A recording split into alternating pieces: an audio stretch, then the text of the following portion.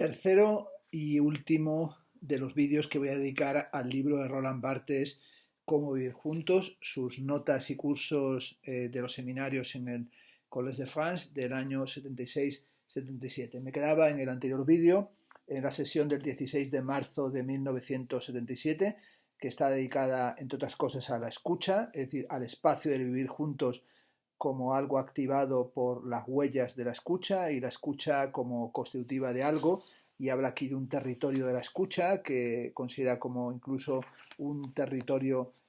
animal. En la página 132 dirá la casa, objeto fantástico, todo un folclore del miedo por la aparición del ruido irreconocible, apartamento, seguridad, porque se sabe que un vago ruido de canilla o de calefacción detrás de una pared viene del vecino. También analiza la cuestión de la represión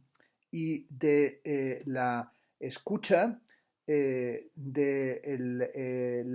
sustituto del levantamiento de la represión como la aparición de un espacio de ruidos completamente codificados, como sucedería en el monasterio, con la campana como instrumento de la regla y realización del ruido sin angustia, sin paranoia y como una especie de metonimia del reino de los cielos. El siguiente término es esponja,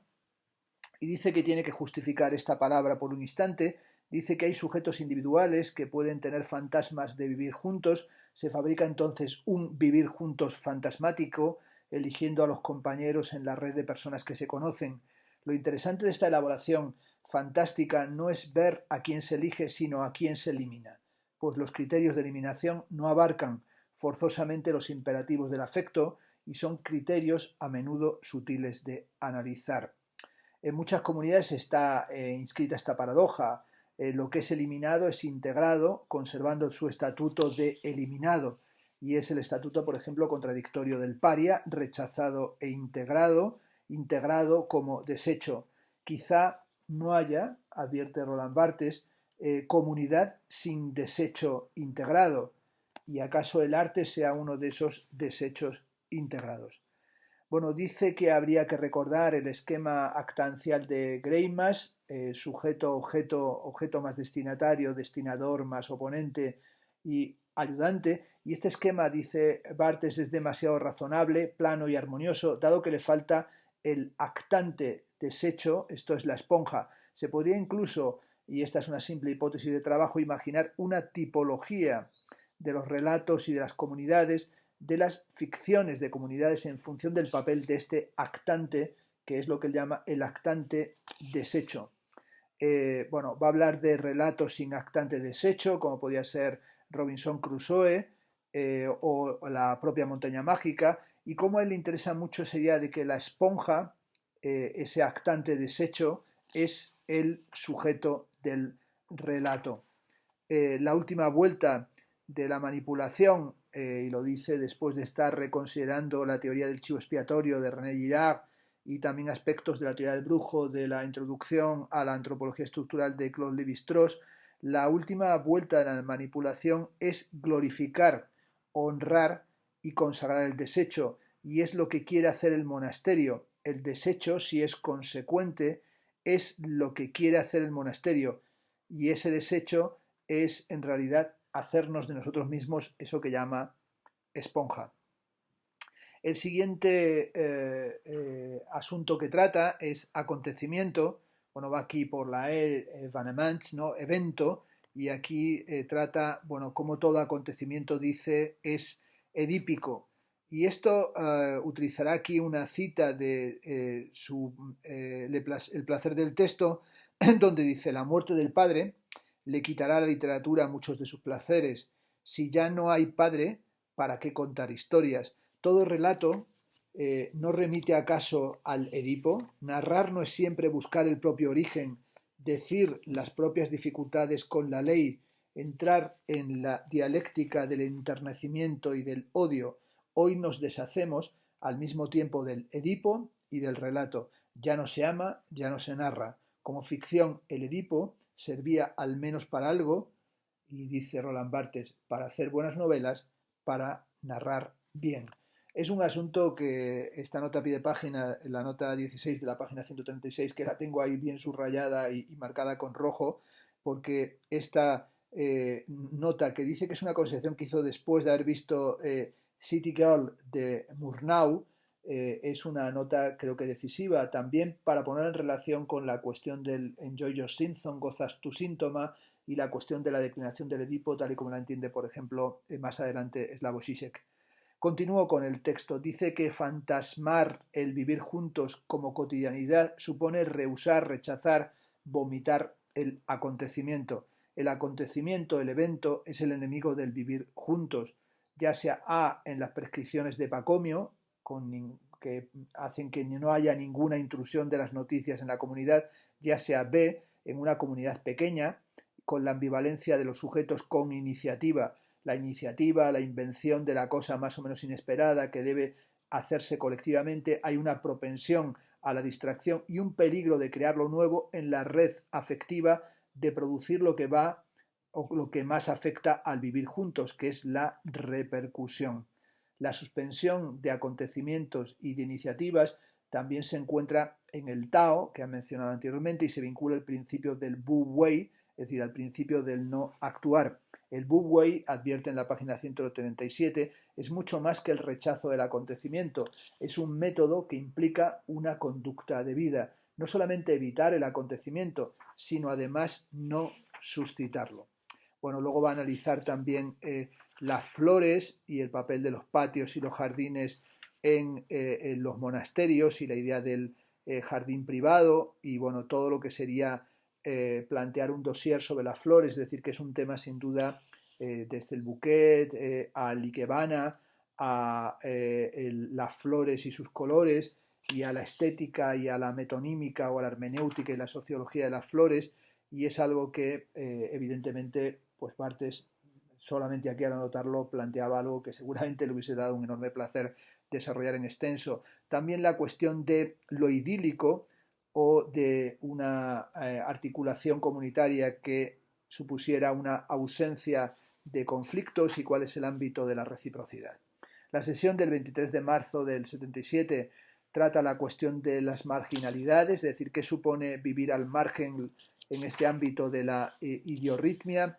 también el tema de la monosis, del monicus, del monje, y cómo viene del provenzal antiguo y cómo se va a ir alterando y cómo sale la expresión de ese monje que es también el singularis, el monosis, el estado y el sistema de vivir no casado, y es esta dimensión de ascetismo y de renuncia a la vida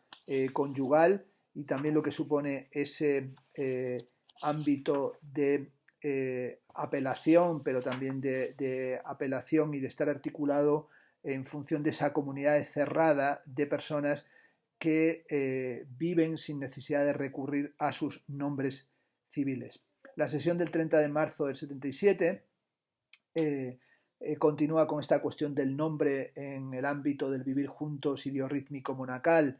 y de toda la cuestión del caritatismo y de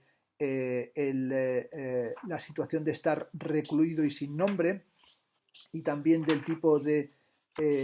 con alimentación y de dietas que se siguen y de prácticas y menús del hombre solitario. La sesión del 20 de abril de 77 analiza la cuestión de la proxemia, es un neologismo propuesto por Edward Twitchell Hall en su libro La dimensión cachée del año 66, traducido del francés en el 61, y proxemia es el conjunto de observaciones y teorías referidas al uso que el hombre hace del espacio en tanto producto cultural específico, y la proxemia es la dialéctica de la distancia, y la proxemia forma parte de una tipología de los espacios subjetivos en la medida en que el sujeto los habita afectivamente, y esta dimensión de ese territorio afectivo le va a llevar a analizar la lámpara o la cama. También va a analizar lo que llama la civilización del rectángulo y la percepción de nuestro hábitat con ángulos de 90 grados y de 180 grados en casas, edificios, puertas, ventanas, techos y ascensores, y cómo toda esa dimensión del espacio hiperangular y toda esa idea del poema del ángulo recto, ¿no?, que se encuentra también aquí en la referencia a Le Corbusier, se va a ir convirtiendo en una ideología y sobre todo porque el rectángulo, nos dirá, es una forma simple del poder. Analizará también la regla, bueno, esa dimensión de la regla como instrumento regula para trazar la recta, las reglas que configuran el territorio, la regla y la costumbre, la regla y la ley, hablando de todo lo que es la regla de Pacomio. La sesión del 27 de abril del 77 bueno, se dedica a la suciedad, a los excrementos y a la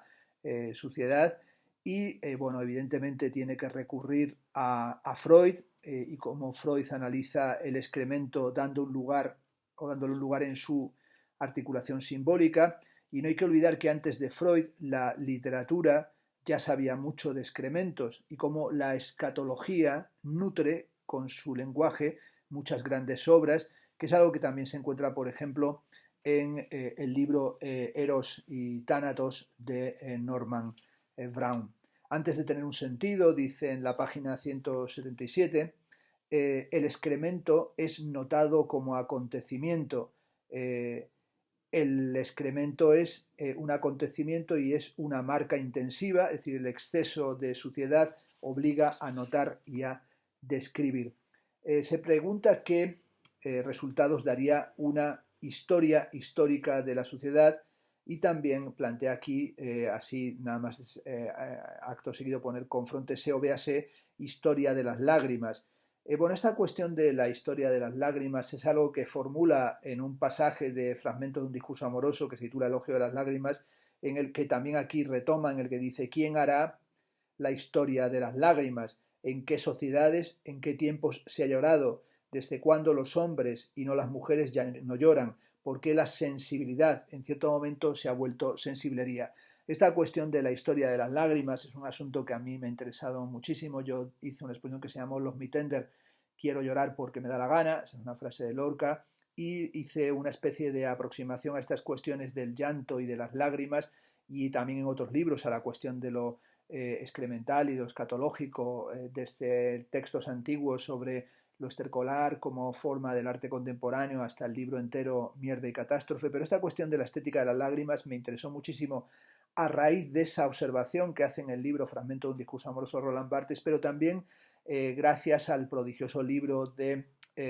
Jacques Derrida, Mémoires d'aveugle, Memorias de ciego, en el que se habla también exactamente de esta cuestión de una historia de las lágrimas, que es un asunto sobre el que también meditó en los últimos años de su vida, por ejemplo, el historiador Juan Antonio Ramírez.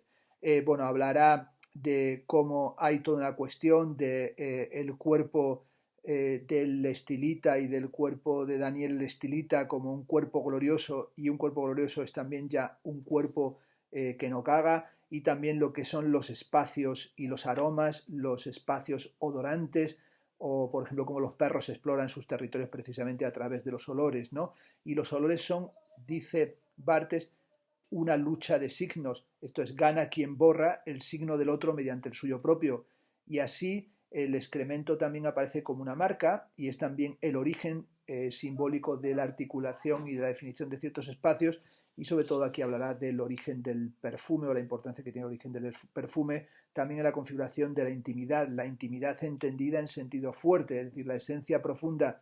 de la familia, intimus, lo más interior. La familia como genotipo está marcado por dos rasgos, el gusto por la reclusión y el gusto por la suciedad. El gusto por la suciedad, que es también un rasgo de singularidad, pero también que tiene que ver con la escatofilia y con esa suciedad que es un espacio íntimo, un espacio de lo común, es decir, la articulación y definición de un territorio. Y así, pues aquí dirá que la educación no es otra cosa, siguiendo a Freud, que la dominación y la domesticación del excremento. Hablará también de la seniteia, bueno, seniteia que es estar en el extranjero, y hablará de toda esa dimensión de la senateia, el desarraigo, la expatriación, el exilio, pero también la peregrinatio, que es una noción fundamental. Bueno, esta cuestión de la peregrinatio, pues dedicamos todo este tema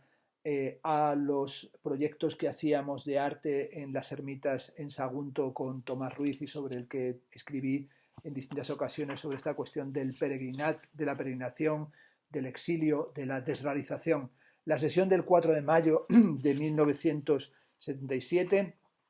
se dedica a la utopía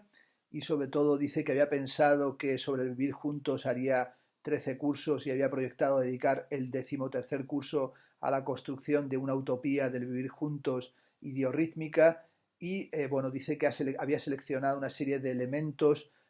de un dossier sobre qué es este vivir juntos en un grupo contingente y anónimo, pero sobre todo también dice que quería invitar al público asistente a este seminario a proporcionar los elementos, las briznas, los residuos de una comunidad idiorrítmica y dice que este 13º curso no tendrá lugar, al menos bajo la forma pura y subjetiva que había imaginado, y dice que eso no va a suceder por razones contingentes, porque tiene una falta de tiempo para recoger las contribuciones que esperaba recoger de los asistentes al seminario, pero también dice que tiene una falta de entusiasmo para recoger las contribuciones que generarían o que le permitirían construir alegremente una utopía feliz. Y aquí en este momento en el que, bueno, Barthes habla de esa falta de felicidad para construir una utopía, pues va a ofrecer solamente unas reflexiones sobre este don del lugar, que sería ese dar lugar, o ese lugar que es un lugar que se da, o ese lugar que se regala, la regla de esta construcción utópica en la que la distancia funcionaría como un valor, un pathos de la distancia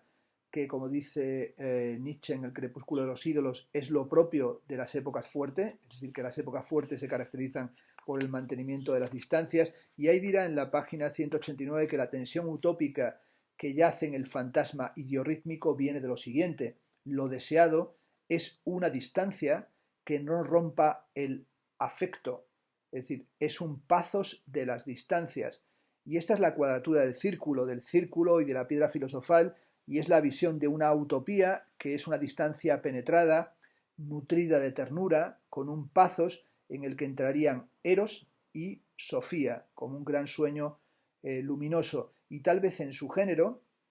sería lo que Platón llama sofronisterio, y esta dimensión de sofronisterio sería una mezcla de un asceterio y un falansterio, es decir, ese sofronisterio tendría la condición del sofrón, es decir, del moderado y del sabio. Es decir, una utopía de la delicadeza. Y delicadeza querría decir distancia y consideración, ausencia de peso en la relación y sin embargo calor vivo de esta relación. Al principio sería no manejar al otro, a los otros, no manipular, renunciar activamente a las imágenes de unos y de otros y evitar todo lo que pudiera alimentar el imaginario de la relación. Y esto sería una utopía propiamente dicha, pues es la forma, según dice, del soberano bien. Bueno, en esta última lección del curso hace y termina con ello una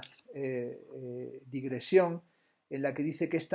después de hablar del tema del método, ¿no? Que dice que el curso comenzó con un recuerdo de una oposición nietzscheana, la del método y la paideia, y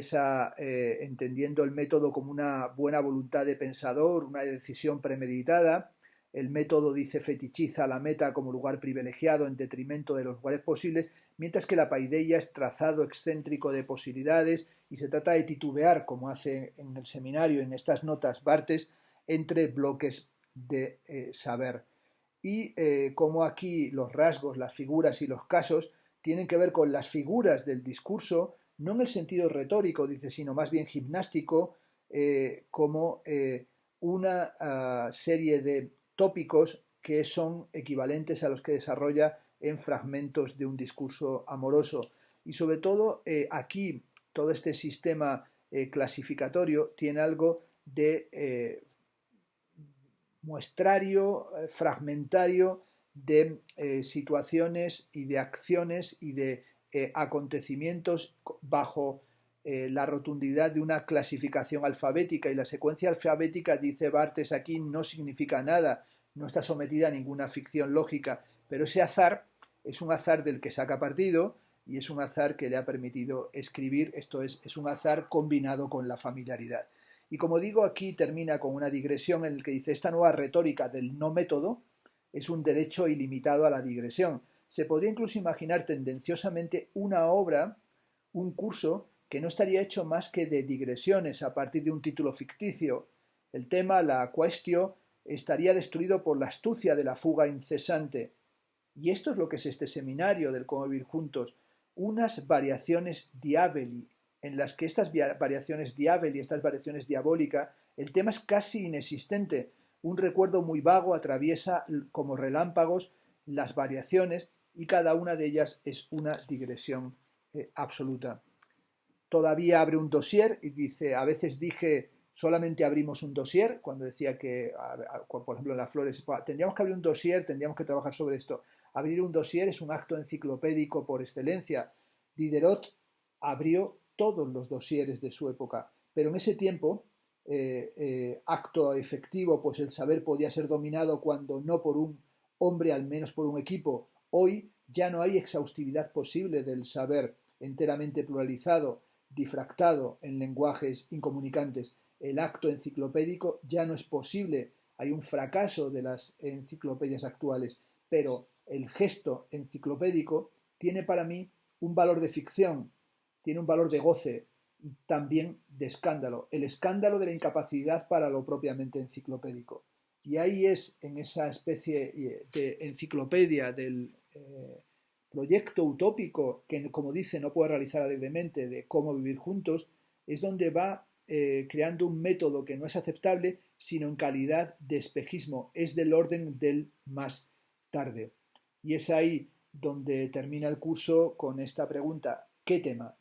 Ha estado haciendo el curso y dice, ¿qué tema? En el que ha tratado tantas cuestiones, dice, no sé todavía. Lo que acabo de decir sobre el no método deja entender que en el fondo el tema, cuestio, no es pertinente, sea lo que fuera que elija como tema, incluso en apariencia, por ejemplo, uno muy literario, la práctica digresiva,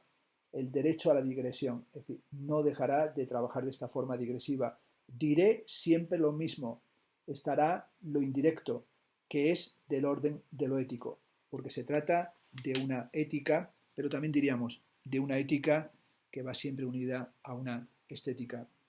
Luego están aquí en el libro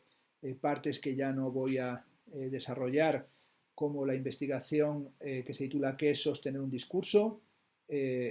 También un seminario del 76-77 que tiene sesiones del 12 de enero del 77, donde trata cuestiones interesantes, por ejemplo, como la de qué es el idiotismo, cuestión que también no parece que esté carente de actualidad. Hablará del discurso Charlus, un esbozo de análisis del discurso donde analiza el azar, la lógica silogística, las marcas sucesivas, la instancia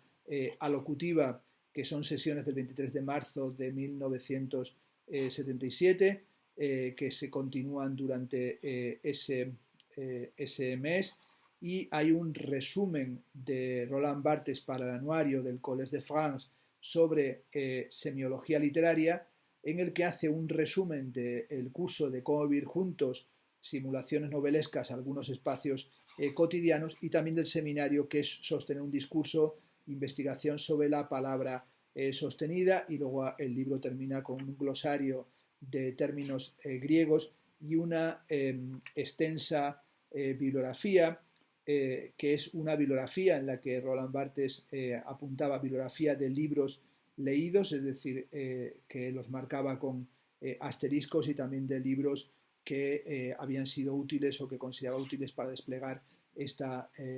investigación. Bueno, como digo, un libro verdaderamente fascinante. Me parece que,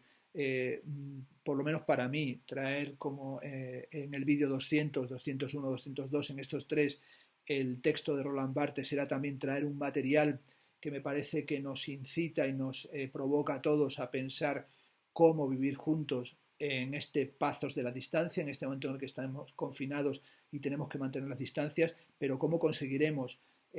crear ritmos de vida que sean ritmos que tengan que ver con el respeto al otro y con eso que tal vez surge de este libro que se podría caracterizar como una ética y una estética de la delicadeza.